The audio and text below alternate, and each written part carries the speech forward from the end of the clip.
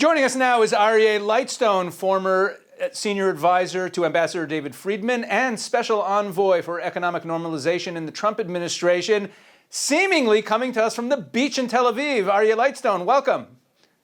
A hotel above the beach in the middle of business meetings. It's an exciting day for the entire Middle East. No place more than in Israel. So, Aryeh, I have a serious question here. Of course, we're going to go back to the Trump-era policies, get the band back together, and start getting back on the path of peace and prosperity for the Middle East. But during the last 4 years, American power has been eroded based on what happened in Afghanistan and Ukraine, and we know that a weak America has led to chaos all over the world. Is this something that can just get switched back on, like flipping a light switch on from off? How do you see the playbook going forward to rebuild America's influence? Yeah, so there's one person on this planet uniquely capable of turning a light switch in terms of going from off to on, and that is President Trump.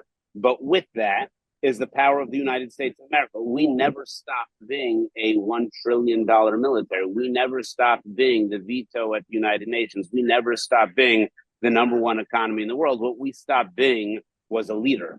And when you put a leader at the helm of this machine that's called the United States of America, you can instantaneously catapult back to the top of the pile. The question is building or rebuilding trust. That doesn't happen at the drop of a hat.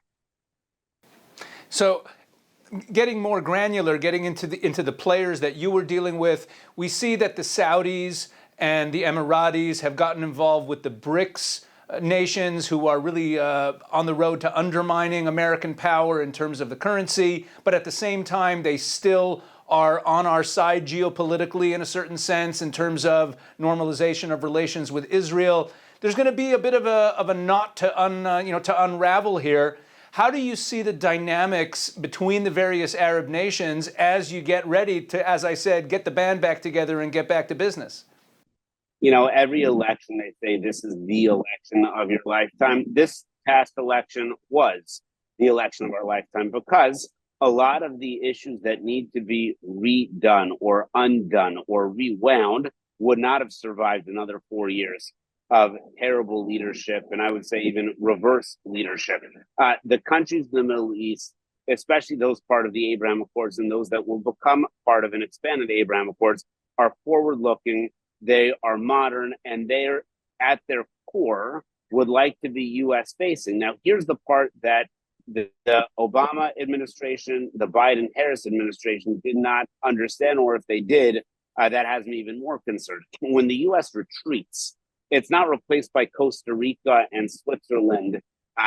It is replaced by evil regimes attempting to exert their influence where the U.S. retreats. The only deal done in the past 4 years in the Middle East was led by the Communist Party of China, reunifying the Kingdom of Saudi Arabia with the Islamic Republic of Iran. That after the Afghanistan withdrawal debacle, and the word debacle is so shameful because we lost men and women on that day. There's got to be a harder word for that. I don't have one. But the weakness is just so incredible. These countries are thirsting for American leadership, and it's back. Now, the question is, 4 years will not be enough. We need to make this not a Republican policy or a Democratic policy. President Trump and Vice President Vance are going to build an American policy and re-put the good guys in the region back in the American sphere of influence. So going back to the Abraham Accords, we see that there were more, well, we understand, we heard towards the end of the Trump administration that there were more countries that were going to come online. And now in the interim, obviously there's, the administration, the now outgoing administration backed away from that whole approach to the Middle East. In April, in Time magazine, your former boss, Donald Trump, said that he no longer believes in a two-state solution. And Ambassador Friedman recently wrote a book, One Jewish State, advocating for a new creative path forward. How do you see the issue of the Palestinians being sorted out, or what direction do you see for a Trump administration towards this thorny problem? Here's the comment that I will make. I think the world of President Trump and his creative problem solving. I think the world of Ambassador Friedman and his ingenious ability to solve previously unsolvable problems. I think it is a mistake to put forth solutions without knowing where the situation is specifically today. I do know, and President Trump spoke about this last night, there will be greater peace and prosperity in the region. And with greater peace and prosperity in American leadership, there will be a place for all people in the region who choose to pursue peace and prosperity. Here's the greatest thing about President Trump, and Ambassador Friedman knows this. Jared Kushner, Mike Pompeo, so many other great leaders knew this at their core from President Trump. There's no patience for playing games, and that's what the Middle East has been filled with, a lot of game playing. Let's be honest about the sincerity of people who want to pursue peace and how long they've been placated.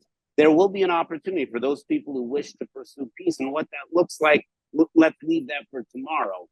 But there will be no tolerance for those people who will be an obstacle for peace. And certainly we saw no greater example of that than October 7th, subsequently with Hezbollah, and certainly the head of the octopus sitting in Tehran, Iran. Well, Aryeh Lightstone, we're looking forward to having you back in a position of diplomacy. We're looking forward to the whole team coming back in. Statistics even show that Israel was safer and stronger during those years than ever before. So one final question. You're on the beach in Tel Aviv. You're here the day after the American election. What are you doing to celebrate? I'm going to meetings. Here's the one thing that I learned working for Ambassador Friedman and President Trump and Jared and others for 4 years. If you wait for the alarm clock to wake you up in the morning, you already lost the day. So while we didn't sleep last night, I had an advantage. There was no alarm clock. There are challenges and opportunities in this region like we've never seen before. I don't know how many people you've seen around here in Israel, but everybody is skipping and hopping and high-fiving, and God bless them. I believe when President Trump turned to his audience last night and said, "I will not let you down," I believe that was a message to the American people, but I believe it was also a message to American allies. President Trump will not let you down. And here in Israel, man, did the sun rise brightly today.